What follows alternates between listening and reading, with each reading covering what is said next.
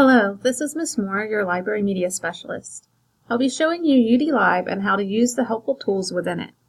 The first thing that you need to do in order to get to UDLib is to go to Students, and then click on DHS Library. From here on the left-hand side, you'll see the UDLib search. Go ahead and click on that. And this is the interface for UDLib search. It's the portal in order to go to all the different databases.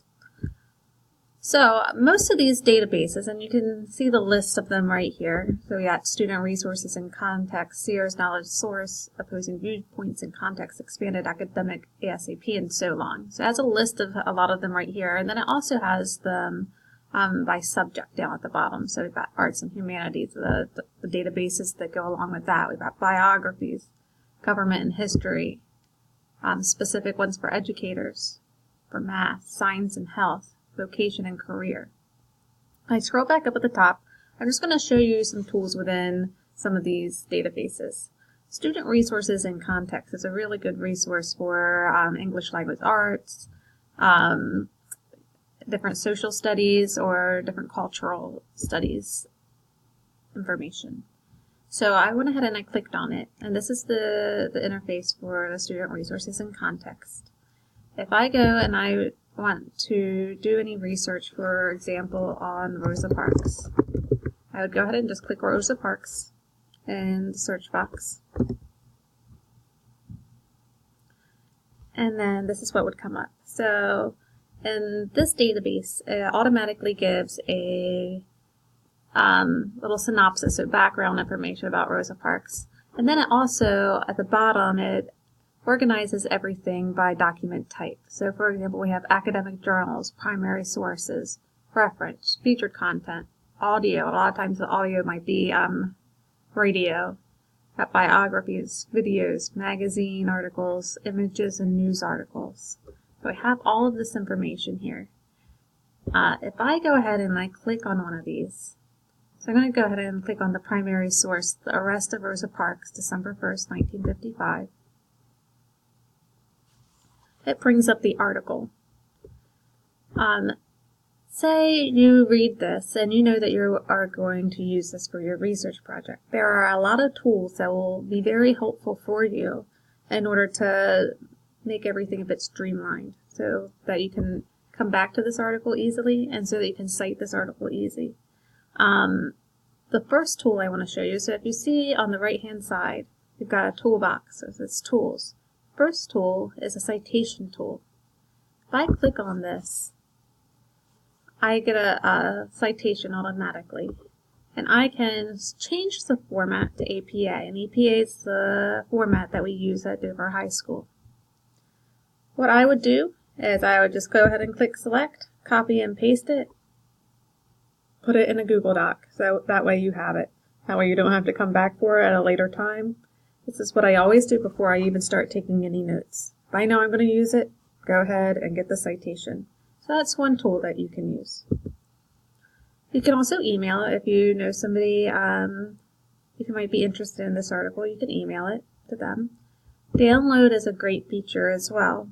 This is the second thing I would do, is I would go and I would save it to Google Drive. So it's downloading it to your Google Drive.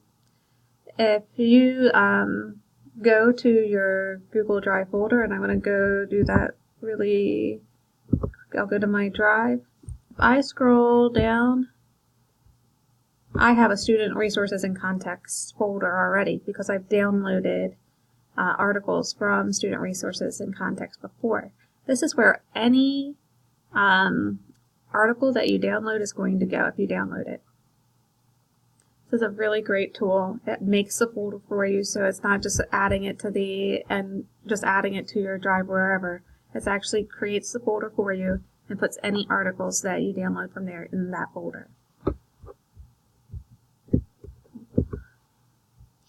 So if you click on that, click download, it'll download it for you. The next thing I would do is I would go ahead and I would print it if you like to actually have a paper copy of it. Some people like that to highlight or underline or circle. That's fine as well. There's a way to actually do highlights and notes as well.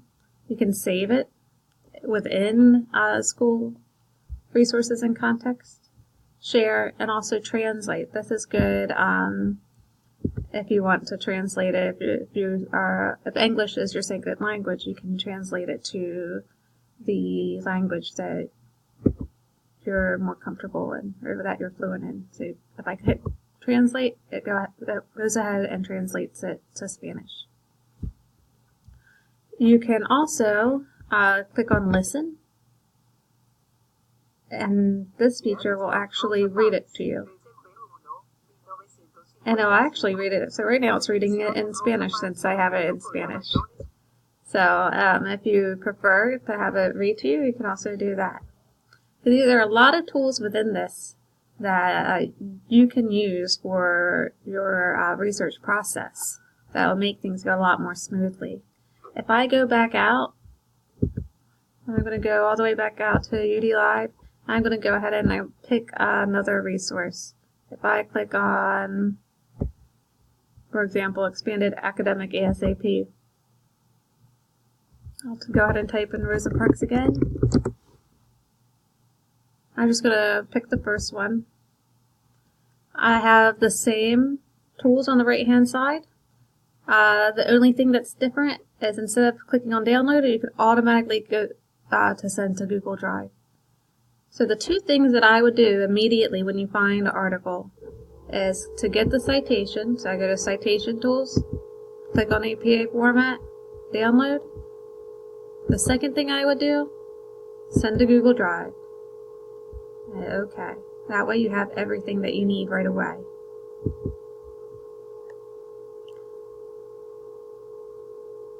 The last thing I want to show you is, let me go back out. I want to show you the tools within the encyclopedias because that looks a little different. If I go back up to English encyclopedias and go to Britannica Online High School,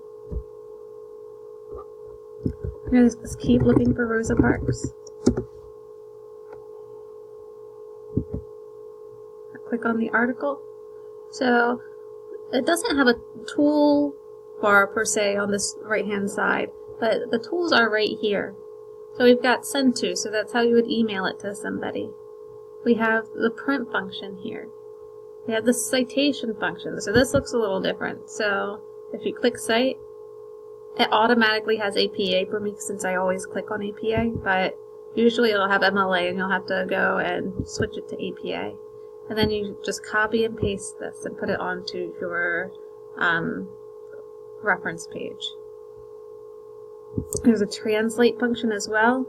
It goes through Google Translate, so it has a lot more options for translations. So if I can go ahead back to Spanish, it'll translate it to Spanish for me. But I'm going to have to switch it back.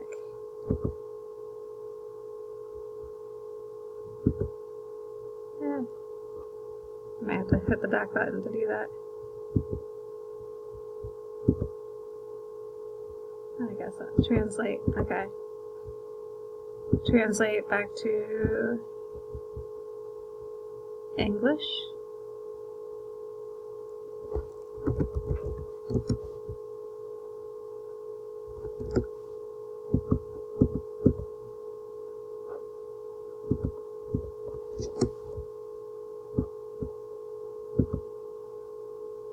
And then I can make the font larger. I'm going to make it smaller if I need to. So those are the tools within Britannica. So that's a quick overview of the different tools. If you have any questions, please stop by the library and ask me anything that you need to know about finding information or anything within the research process. Thank you.